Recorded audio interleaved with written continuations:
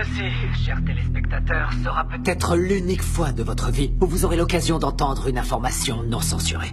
La vérité, c'est que toutes les guerres ont eu lieu pour le fric et que le petit peuple doit crever parce que les élites en ont décidé ainsi. Vous regardez la télé-réalité tous les jours pour tuer le temps et vous croyez que vous êtes à la page parce que vous regardez Anderson Cooper et d'autres coquilles vides sans la moindre opinion. L'apparence est sans importance, les marques sont sans importance, les drogues sont sans importance.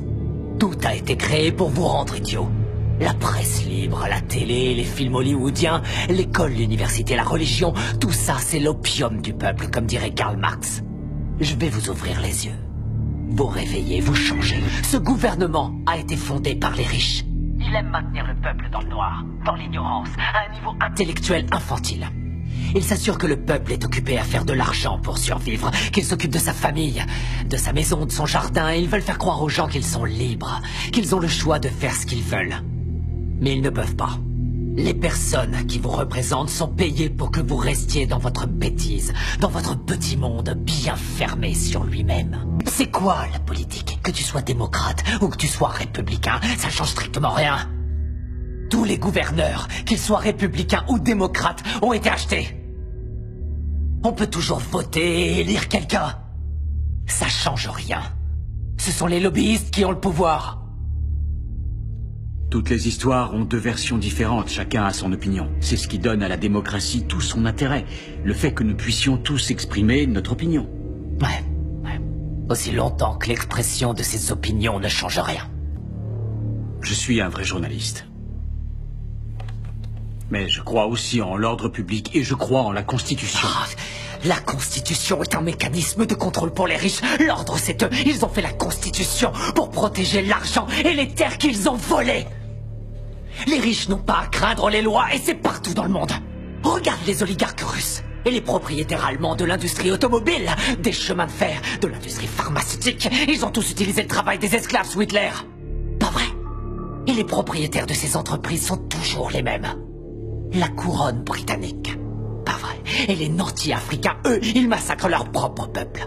Ils empêchent leur pays de se développer. On lèche le cul des dirigeants arabes qui viennent avec leurs pétrodollars acheter des voitures de luxe à nos entreprises américaines pendant que quotidiennement ils exécutent leurs prisonniers. Ils accordent aucun droit aux femmes, ils tuent les gays. Seulement ça, on s'en fout royalement parce qu'ils ont le pognon. Nos grands patrons ne sont que des gangsters en costume à rayures. Ils se foutent complètement du régime des lois.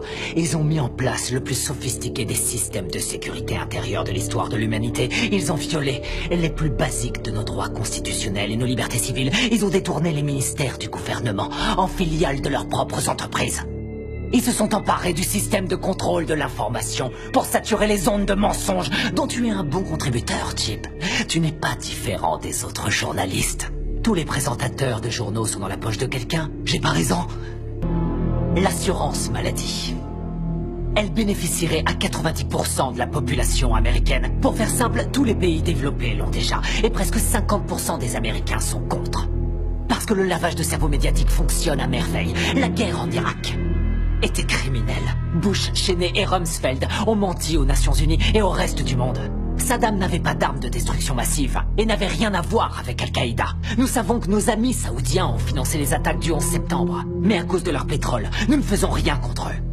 À la place, nous avons envoyé nos soldats se faire tuer dans des pays qui n'ont rien à voir avec le terrorisme intérieur. Pourquoi Obama n'a pas fait juger le gouvernement Bush? Bush a coûté des centaines de milliards aux contribuables et a commis des crimes de guerre. Pourquoi Obama n'a-t-il entrepris aucune action en justice? Parce qu'ils sont tous les deux membres du même club. Il y a eu plus d'immigrés renvoyés sous son gouvernement que sous n'importe quelle autre présidence. Pourquoi n'a-t-il pas fermé Guantanamo, où des prisonniers sont enfermés sans avoir eu droit à aucun procès, sans aucune preuve depuis maintenant 13 ans? Il n'a pas mis son veto à l'approvisionnement des détenus dans le National Defense Authorization Act, ce qui en clair permet la détention infinie et sans procès, américains y compris. Nous avons une crise constitutionnelle aux États-Unis. Nous avons un État voyou, un État qui viole toutes les lois internationales, qui viole la Magna Carta, charte qui définit depuis 800 ans ce que nous appelons justice. Obama devrait être jugé pour ça et il devrait aller en prison. Les prisons, justement. Aux États-Unis, nous sommes 5% de la population mondiale et nous avons 25% de la population carcérale mondiale. Les gens vont en prison pour 10 grammes de cocaïne. La moitié des prisonniers est enfermée pour détention de drogue et la très grande majorité est noire. Pourquoi cette situation absurde reste inchangée? Je vais vous le dire. Parce que Washington reçoit de l'argent du lobby des prisons pour que ça bouge pas. Pourquoi les pop stars, les célébrités, les courtiers, tous les gens pleins de fric qui se gavent de coke et d'exta à longueur de journée vont jamais en prison? Parce que quand vous êtes plein aux as, vous êtes au-dessus des lois. Dans 50 ans ou même avant, tout sera terminé. Nous sommes de plus en plus nombreux sur la planète et il y a de moins en moins de nourriture, d'eau et de pétrole. Dans une centaine d'années, il n'y aura plus de terre du tout. Alors réveillez-vous. Réveillez-vous.